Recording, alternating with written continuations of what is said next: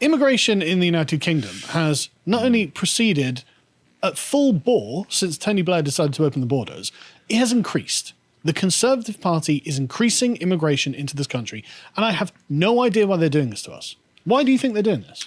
Because they can't control the numbers. When we go back, so like I said, I'm from a traditional Labour background, and when we queued up to vote for Tony Blair in '97, we unleashed this demon of open borders, and particularly when the eight countries joined and Blair just ushered these people in, and we spoke about wage suppression, about housing shortages, about doctors' appointments, schools, all of those things. This is pre-Brexit. By the way, Blair was the original Brexiteer. Think about it. He caused this nightmare, which then precipitated us leaving the European Union. So that's a nice one for him to sleep about at night.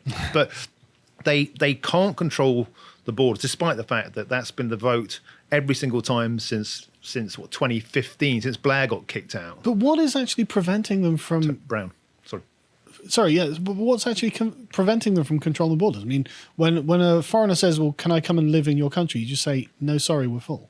Yeah, so we've talked for many years about the Australian-style points-based system. The trouble is that's what they have. When you look at these numbers in significant detail, it's still from Commonwealth partners such as India, who are a favoured trading partner. There's all sorts of deals we want with India, the world's fastest growing economy, so can't really stop them.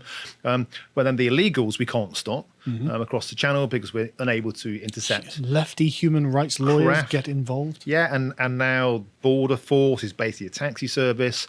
We're making a documentary at Reclaim about this. In fact, we're going up to Linton-on-Ouse this week because this is an example of a middle-class, liberal, open borders, refugees welcome mindset that ends up being a problem for the working classes and those outside of metropolitan areas. Yeah. And so they're dumped onto RAF bases in places like Linton-on-Ouse, 1,500 go in there. There was the small town where it's like there's a town of 700 people and they're in town with 1,500 migrants. Like, why would you do that? So they're going to treble the population of one village by adding 1,500 single men, not a single woman or child. Awful. And the residents are being called racist, they're being demonised, of course. That's a default fallback position. Yeah. But how would someone like Ed Davey feel if 1,500 geezers got dumped next to him?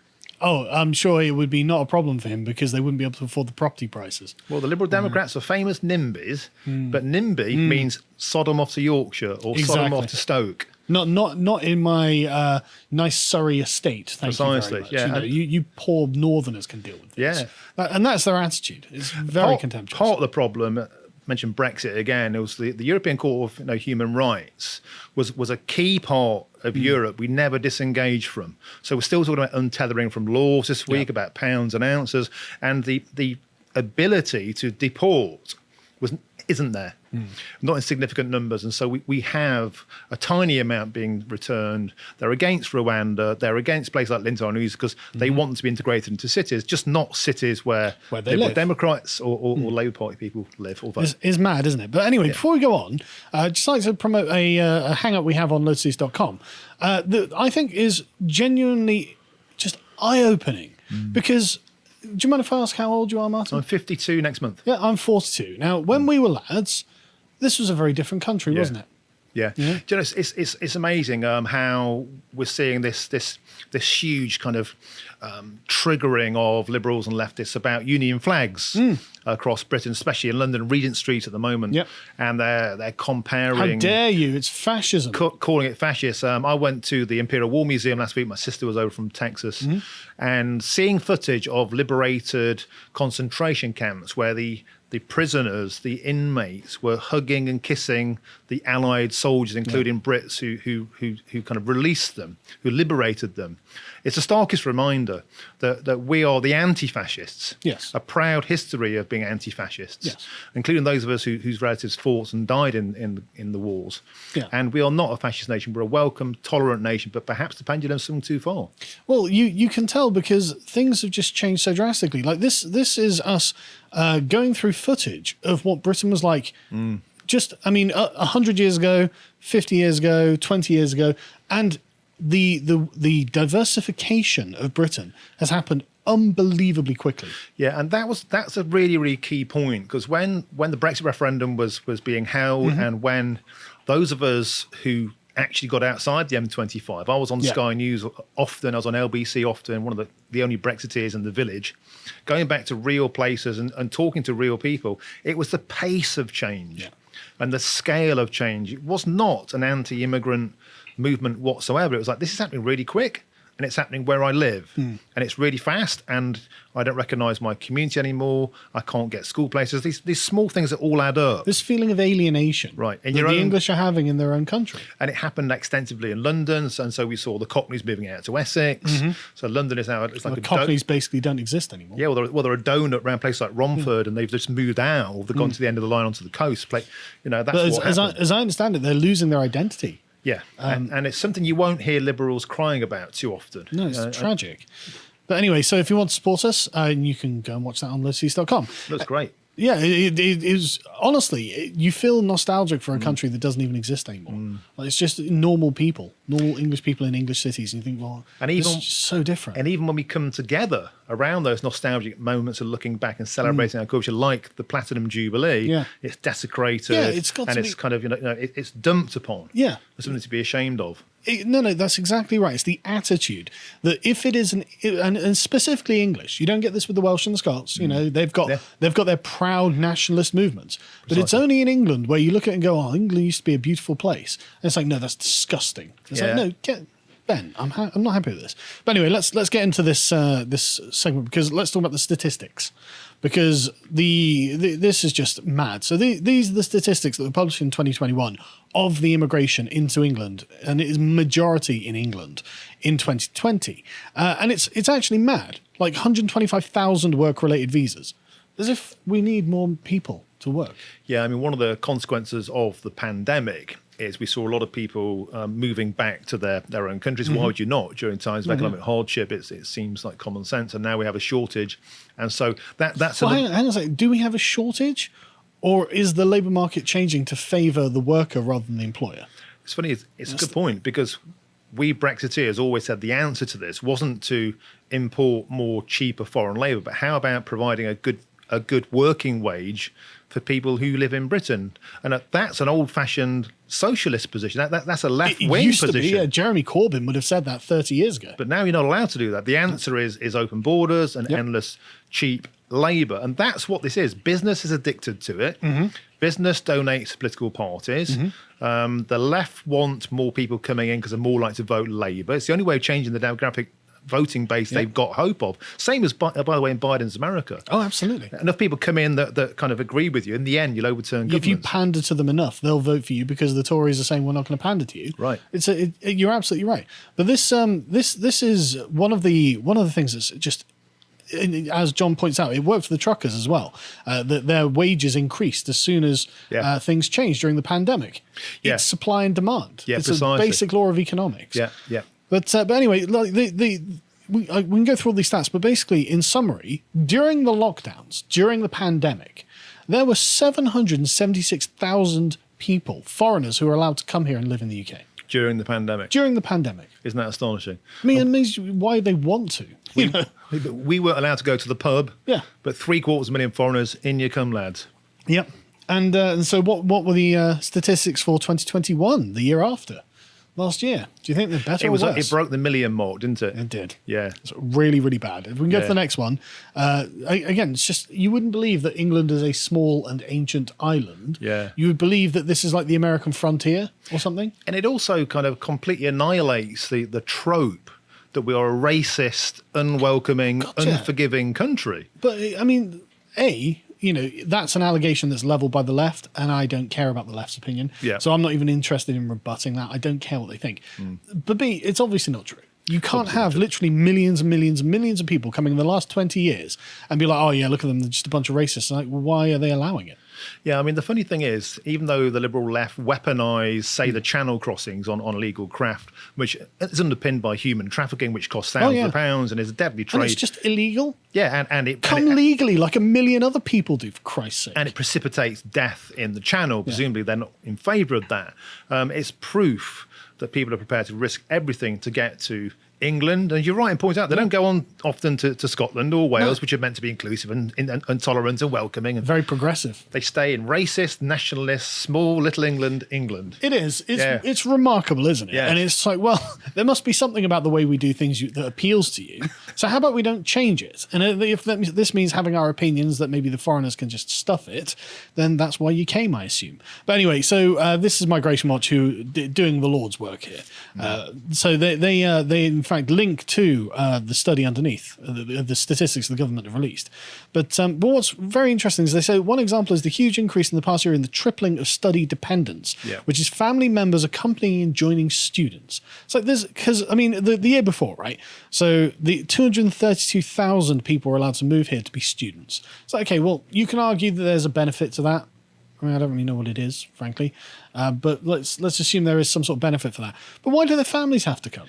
Well, this has been going on for years. I remember I used to live in East London, and there was an English language school, and I never saw a single person go in and out the English language school because they enrolled onto a course and then overstay on visas, and while they're at it, get their families in, and they never then end up leaving. So student visas are a really over abused method of entry, and actually it's a much bigger problem than dinghies across the channel, and this is the battle being Massively. fought and lost on many fronts. I mean, what was it? Something like 40,000 had come across the channel on dinghies, which don't get me wrong is a large number. Yeah. But if you've got 230,000 in 2020, well, in 2021, if you want to go to the next one, just to give you the numbers, 466,000 student visas. Yeah, it's astonishing. Doubled. Yeah, and they're happy to take them in because initially, at least, they're fee paying, so they're paying a lot of money for the privilege of being in. But of course, that's more or less like the entry token, and then they just don't go back. And it's a loophole that's there. And I often say this: if you were living in a country far less well endowed economically in terms of opportunity than the UK, you'd do the same. Oh, I don't blame any of the immigrants. Yeah, it's our government and our fault for just being so idiotic. 100%. Like, yeah, sure, why not? No, I mean, like you speak to the average immigrant, they're a perfectly nice person. It's just, what are you doing here? Yeah. You're just here because essentially we're going to allow it. I mean, for example, in 2020, there were 154,000 visas granted for family reasons. In 2021, 301,000. Yeah. So they doubled the number of student and family visas. Yeah, the Conservatives are doing this. They are, and it's happening on their watch, and that is why it's going to be a huge, huge headache for them. And the Westminster navel gazers are obsessing about champagne and cake and parties, but the real issues, it's going to be cost of living, because they've absolutely lost their minds on green taxes and hammering the working classes. But immigration is not going to go away. No. I think it's going to severely bite the Tories on the bum. Having said that, the Labour Party and the Liberal Democrats want even more of this. Of course they do. And so in total, this was 1,166,000 people compared to the 776,000 people, literally a 50% increase. This is madness, and this is unstable. This can't go on forever. It's like they want England to be like Mega City 1, where it's just all built up over.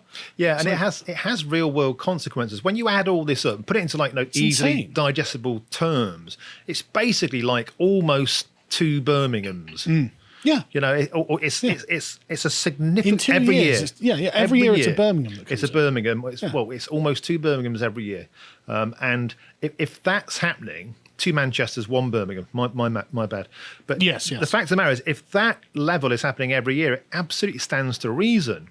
There'll be downward pressure on wages, on housing, on public services, on school places. It's illogical to assume that won't happen. Yeah, and it's impossible that it couldn't happen. Like, people are like, the house price is so high. Well, maybe if millions of people weren't coming to live here, then they'd be a bit lower. It's hard finding school places. Well, maybe if millions of foreigners weren't bringing their children to school here, it'd be a bit easier. It's hard to find a job, etc. One of the huge, and I completely empathise with one of the pains of the younger generation, as they often lament the fact they won't be able to afford to buy a house. They can't get on the property ladder. At the same time, they absolutely support an open borders policy that places huge amount of pressure on a finite resource, i.e. housing. Yeah. So make your mind up. And look, you can see the spike of this as well. If you can go to the next one, John, you can just see it on a graph, because it's all well and good saying, these abstract numbers. You can get to the next one. Just look at that graph. Yeah. That's the Conservatives, and that's in 2020. Like, they have allowed this. Normally it was half that. I think Sam's comment, which we won't repeat, sums it up rather well. Well, I mean, I think that Lord Miles Rutledge, the adventurer, summarises how we all feel about this. If we can go to the next one, John. Well, I mean, if we had full use of the law, and certainly in terms of, I don't buy the fact. Look, do we think that it's our responsibility as the British population to support anybody in the world who wants to come to our country for a better lifestyle? I mean, the left certainly does. If you do, then let's just stop passports. Yeah. Let's stop borders, and let's just stop all of it. If you do agree, then it's just a question of numbers and detail. And we should all agree that controlling numbers is very important. And we should all agree. And if you don't agree with that, you don't agree with the vast majority of the electorate, by the way. And if you don't agree that deportation is one of the tools at your disposal, then just throw the borders open, let anybody on the planet come in. But why should the English be dispossessed of their ancient homeland?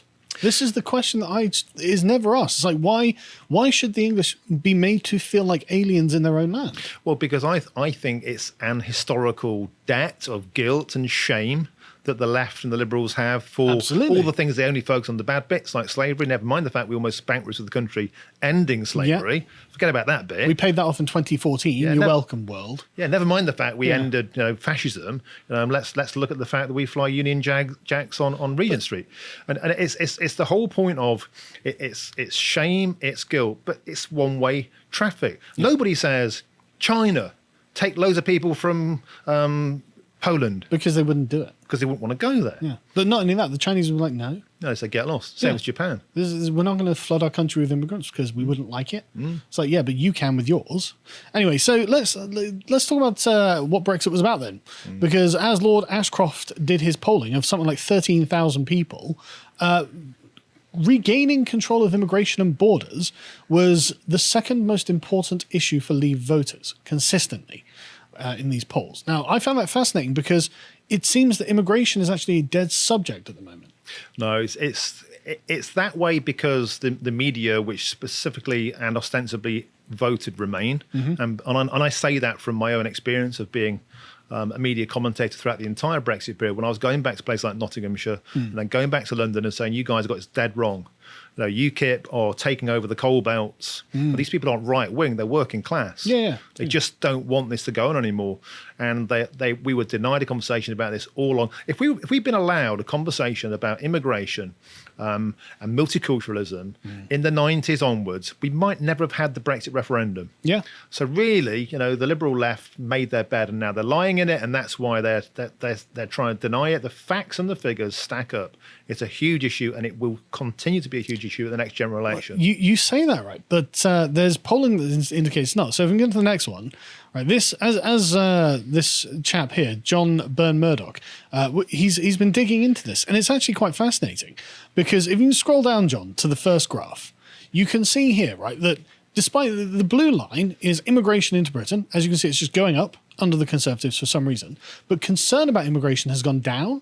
The percentage of Britain saying that immigration is one of the most important issues facing the UK is less than 10% now. I wonder who they sampled and where is that from? I mean, that is certainly not what you hear in places like Barnsley or Doncaster or Sheffield.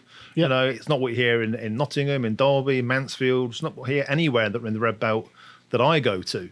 So who did they poll? I don't believe anything the FT says on this, and they are the most Remainiac globalist newspaper on the planet, apart from the Washington Post. Well, the view that he has is the best explanation of the British views on immigration have always been far more than a simple numbers game.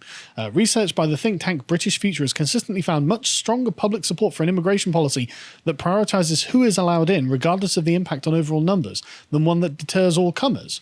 It's like, it's not my experience talking to just regular people. Yeah, and I'm pretty sure if we looked into who British Future are and who funds them and who sits on the boards, I think we could destroy this poll within 5 minutes. So if you can scroll down to the next one, John, and this is fascinating. I wonder, right? This is fascinating. Look, let's take a few minutes to look at this, right? Because this seems to be the result of massive amounts of propaganda, right? So this is the view that British people have on immigration and immigrants themselves, right?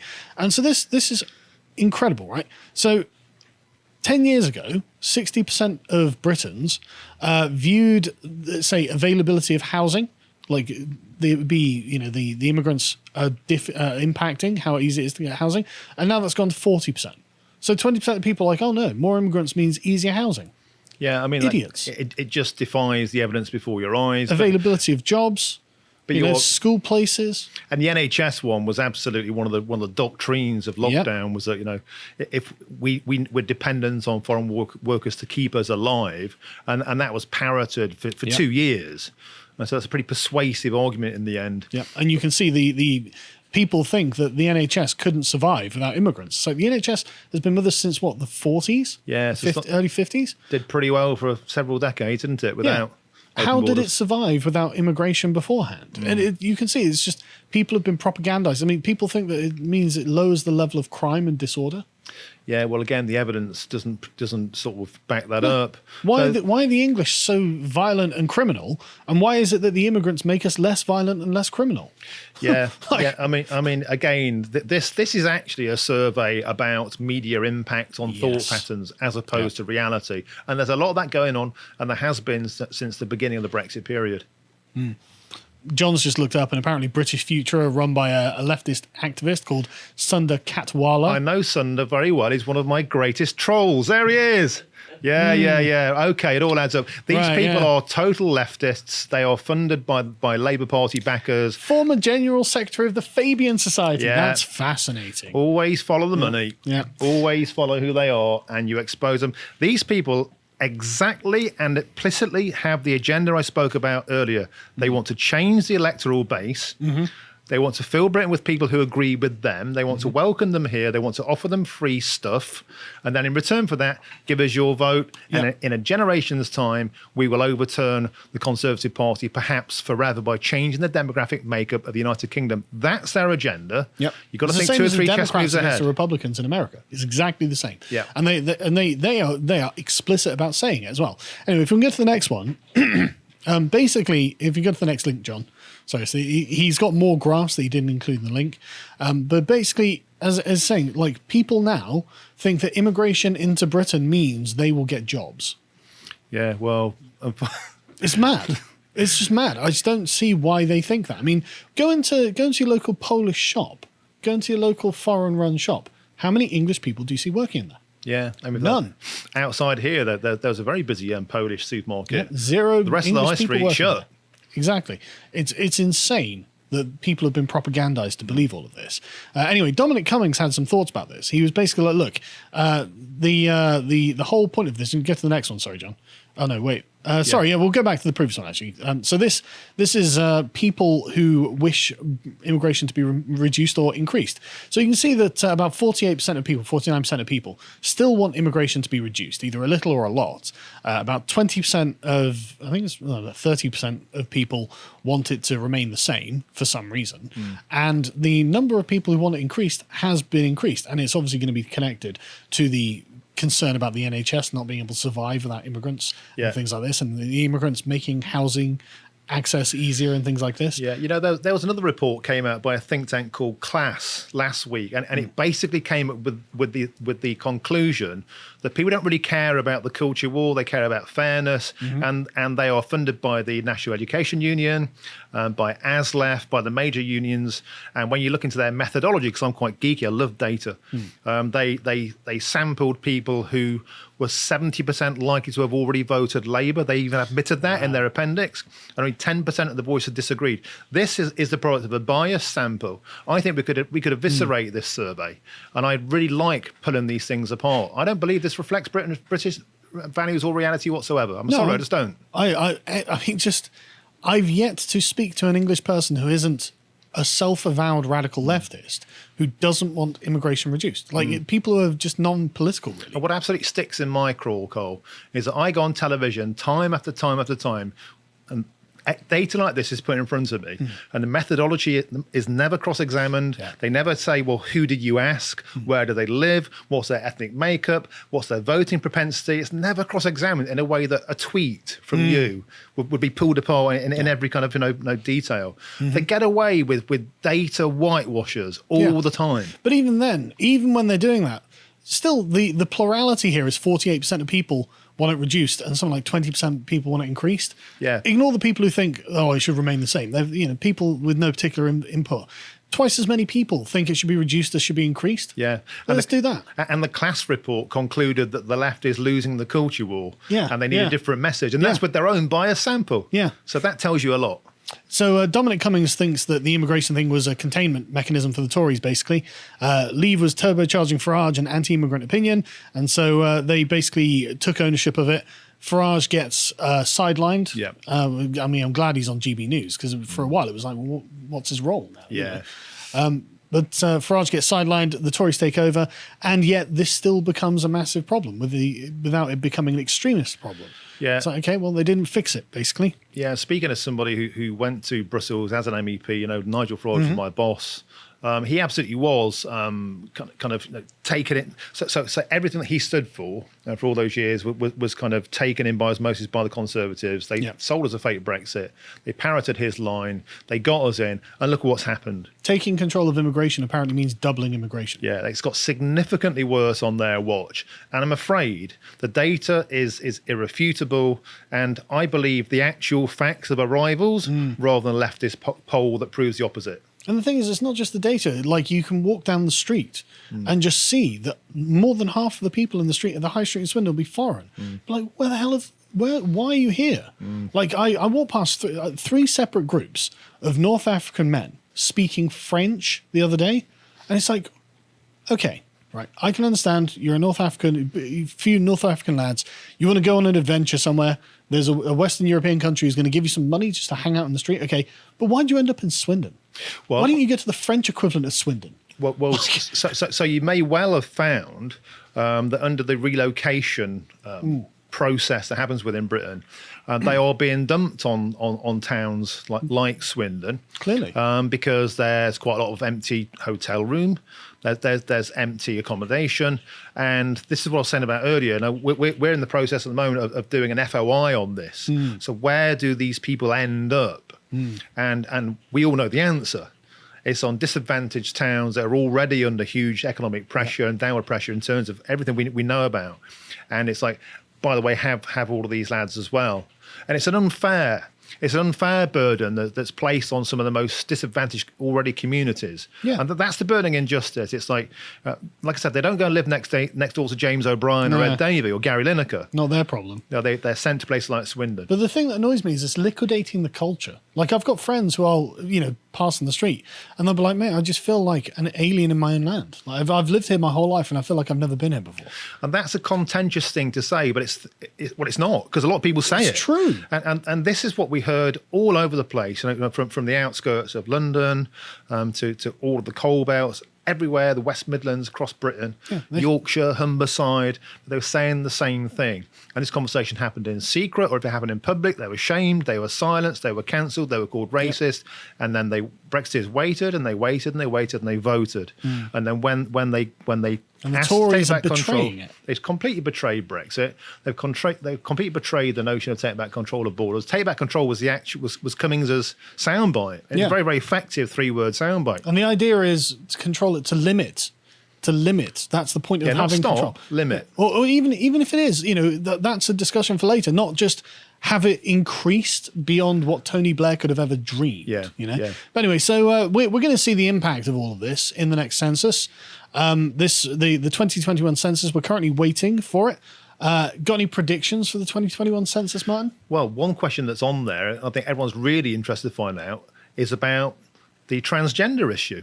So we are asking on this census, how do you identify as how many gender? Transgender people are there? Because to be honest, the only data we really have at the moment is Stonewall's. And I don't believe a single thing Stonewall say. They're less believable than the leftist poll we just saw. Yeah. So what's the true nature of the issue? But they want to include self-identification. We're back to the earlier story. It's not, have you actually been through reassignment surgery? No, I just feel like I'm a woman or a man. So that's going to be a really big talking point. And then I think the makeup, what we're seeing now is huge population change from within. And historically, this has always been the case. Like when the Irish or the Italians or whoever went to New York, they have loads of kids. Yeah. Of course they do. They want to lay foundations in a new country. We will certainly see, I think, the indigenous white British, as they identified on census. I think we should refer to the white British demographic will be having replacement or below replacement rates of birth, and we will see corresponding upswings in immigrant populations, and it all paints for a Britain that's going to be changed beyond recognition within the next 10, 15 years. I think it's already happened.